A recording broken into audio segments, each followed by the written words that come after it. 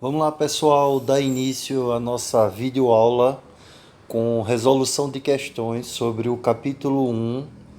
Nós estamos vendo o conhecimento, a dúvida metódica, o racionalismo do pai da filosofia moderna, o nosso amigo René Descartes.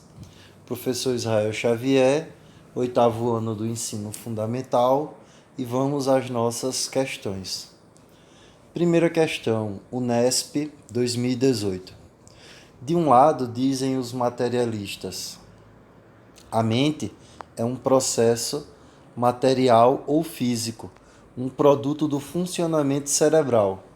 De outro lado, de acordo com as visões não materialistas, a mente é algo diferente do cérebro, podendo existir além dele.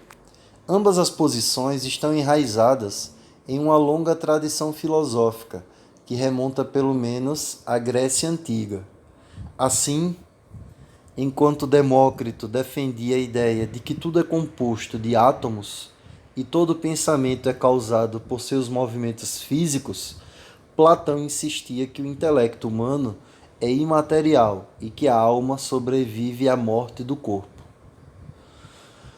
A partir das informações e das relações presentes no texto, conclui-se que, primeiramente, antes de nós analisarmos as alternativas, vamos nos atentar que Descartes vai utilizar a metafísica, as ideias filosóficas de Platão, como base das suas reflexões racionalistas, lembrando que Platão é idealista e Descartes é racionalista. Pois bem, para Descartes, a filosofia de Platão é um modelo que vai pautar o seu pensamento e ele vai utilizar a dicotomia, a divisão entre ideia e sentidos, mundo inteligível e mundo sensível.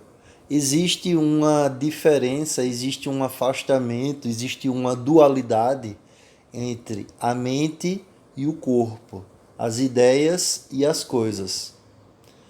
A partir das informações e das relações presentes no texto, conclui-se que a hipótese da independência da mente em relação ao cérebro teve origem no método científico.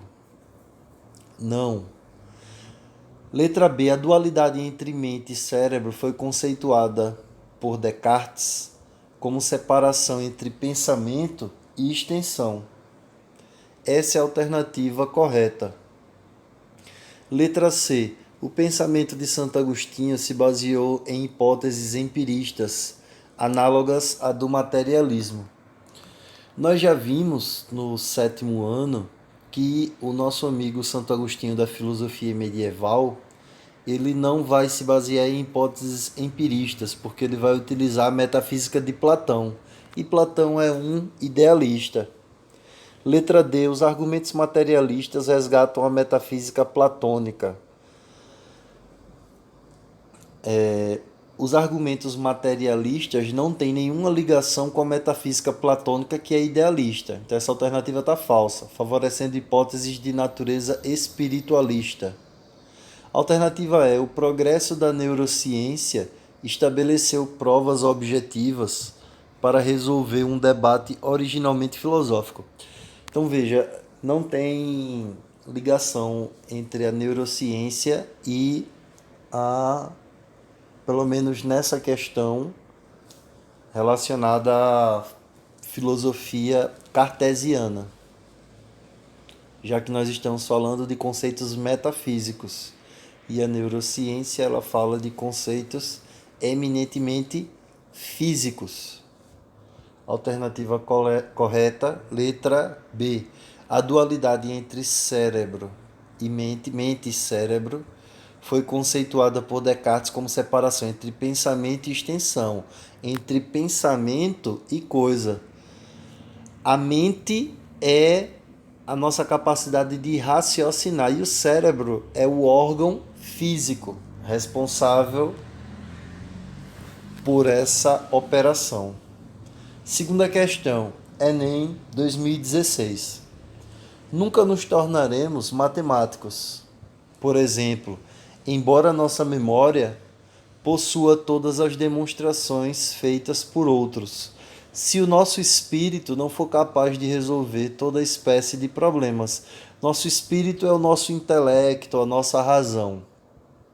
Não nos tornaríamos filósofos por ter lido todos os raciocínios de Platão e Aristóteles, sem poder formular um juízo sólido sobre o que nos é proposto. Assim, de fato, pareceríamos ter aprendido não ciências, mas histórias.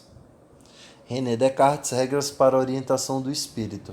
Em sua busca pelo saber verdadeiro, o autor considera o conhecimento de modo crítico, como resultado da letra A, investigação da natureza empírica, não porque Descartes é racionalista. E as investigações empíricas, elas envolvem os conhecimentos provenientes das sensações materiais. Letra B, retomada da tradição intelectual, não porque Descartes é contra a tradição, é contra o saber medieval. Letra C, imposição de valores ortodoxos, não porque Descartes também é contra a imposição de qualquer forma de conhecimento. Letra D, autonomia do sujeito pensante, essa é a alternativa correta. O conhecimento, para Descartes, nasce da autonomia do sujeito de entender aquilo que o circunda. Alternativa E, liberdade do agente moral. Não tem a ver com uma relação ética, e sim uma relação sobre a questão do conhecimento, visto que o nosso amigo Descartes é um pensador moderno. Alternativa correta, letra D, autonomia do sujeito pensante. Terceira questão, UFSM 2015. O conhecimento é uma ferramenta essencial para a sobrevivência humana. Os principais filósofos modernos argumentaram que o nosso conhecimento do mundo seria muito limitado se não pudéssemos ultrapassar as informações que a percepção sensível oferece. No período moderno, qual processo cognitivo foi ressaltado como fundamental, pois permitiria obter conhecimento direto, novo e capaz de antecipar acontecimentos do mundo físico e também do comportamento social? Letra A, dedução. A dedução não é um conhecimento direto, nem novo, né? A dedução ele é um conhecimento a priori daquilo que nós já tivemos como experiência. Letra B, indução, essa é a alternativa correta. Conhecimento direto e novo sobre o mundo físico. Letra C, memorização. Letra D, testemunho. Alternativa E, oratória e retórica. Letra B, indução. Quarta questão, Unicamp 2014.